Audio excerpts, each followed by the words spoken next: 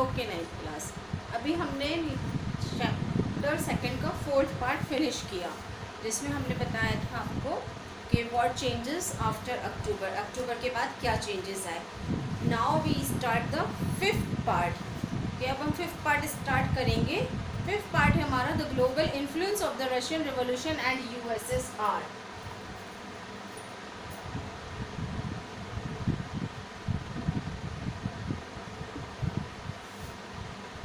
Global influence of the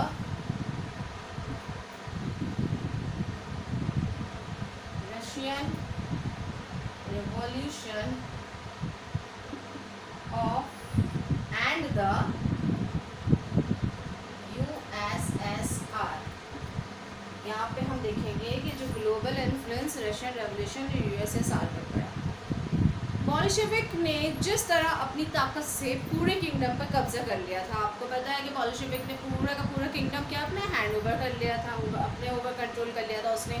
और जैसे उसने एडमिनिस्ट्रेशन चलाया था, उससे कुछ सोशलिस्ट जो थे वो एग्री नहीं थे, कि मतलब वो सहमत नहीं थे कि इस तरीके का एडमिनिस्ट्रेशन नहीं चलाना चाहिए था। बॉल्शेविक को कि पीजेंट्स वो ज़मीन के लिए छूट दे दी गई, और बड़े बड़े जो लार्ज फैमिलीज़ की बिल्डिंग्स थी उनको तोड़ के छोटा कर दिया गया, फैमिलीज़ के अकॉर्डिंग उनको बांट दिया गया, और बहुत सारे मतलब कुछ अटैक्स वगैरह भी कर दिए थे उसने।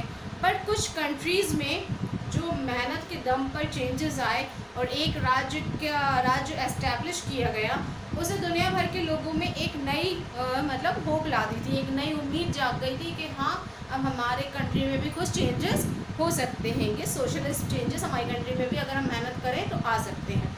तो बहुत सारी कंट्रीज़ ने कम्युनिस्ट पार्टीज़ को ऑर्गेनाइज करना स्टार्ट कर दिए। जैसे इंग्लैंड में communist party of great Britain को एस्टैब्लिश किया गया, है ना। बॉल्शेविक ने भी कॉलोनियल पीपल को उनके रास्तों पर चलने के लिए इनकरेज किया।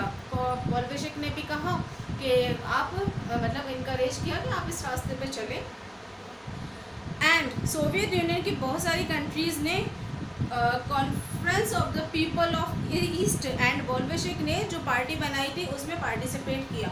मतलब ऐसे सोवियत यूनियन की बहुत सारी कंट्रीज़ थी, बहुत सारे देश थे जिन्होंने एक कॉन्फ्रेंस जो हुई थी people of the east and the people of east and Britain, Bolshevik ने भी उस एक पार्टी बनाई थी जिसमें सभी लोगों ने क्या किया था, पार्टिसिपेट किया।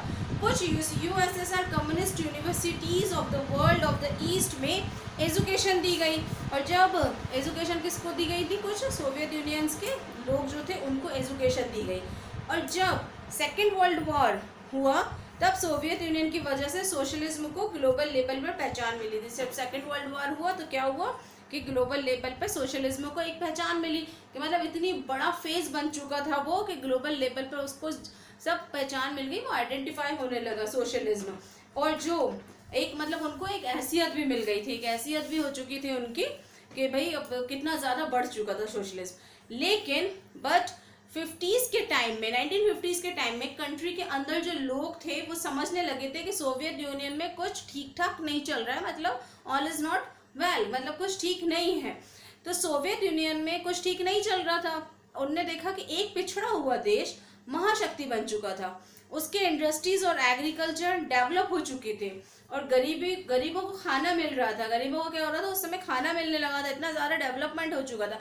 बट वहाँ के सिटीजन्स को कई तरह की ज़रूरतें जैसे फ्रीडम वगैरह नहीं दी जा रही थी। इतना सब कुछ तो डेवलपमेंट हो गया, लेकिन वहाँ के सिटीजन्स को क्या हुआ, फ्रीडम नहीं दी जा रही थी, कि वो फ्री नहीं थे किसी भी चीज़ को लेके। और जो वहाँ के डेवलपमेंट प्रोजेक्ट्स थे उनको रिप्रेसिव पॉलिसी के थ्रू चलाया जा रहा था। मतलब कहते हैं ना, जबरदस्ती किसी चीज़ को करना, तो वो किया जा रहा था वहाँ पे। 20th सेंचुरी के लास्ट में एक सोशलिस्ट कंट्री के फॉर्म में इंटरनेशनल लेवल पर सोवियत यूनियन की पॉपुलैरिटी जो हो रही थी वो बहुत ज़्यादा कम होती चली जा रही थी। यानी सोवियत यूनियन जो था वो इंटरनेशनल लेवल पर उसकी पॉपुलैरिटी क्या हो रही थी, बहुत कम हो रही थी, क्योंकि वो अच्छे काम तो ठीक थे, लेकिन वो कुछ ऐसे काम भी कर रहा था जिसकी वजह से उसकी पॉपुलैरिटी बहुत कम होती चली जा रही थी। हालांकि वहाँ के खुद के जो लोग थे वो सोशलिज्म के आइडियल्स की रिस्पेक्ट करते थे, उनको अच्छा लगता था कि ठीक है सोशलिज्म है, तो वो उस आइडियाज़ की रिस्पेक्ट करते थे। But in each country the ideas of socialism were rethought in a variety of different veg.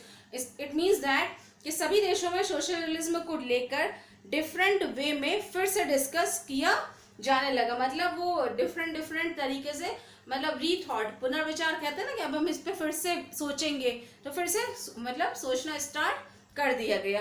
तो ये हमारा 5th पार्ट भी, the global influence of the Russian revolution and the USR, यहाँ पे फिनिश हो जाता है। इससे क्वेश्चन आंसर आपको मिल जाएंगे, आप लोग उसको लेसन 2 डाल के हिस्ट्री की कॉपी में नोट डाउन करिएगा। Okay, thank you so much.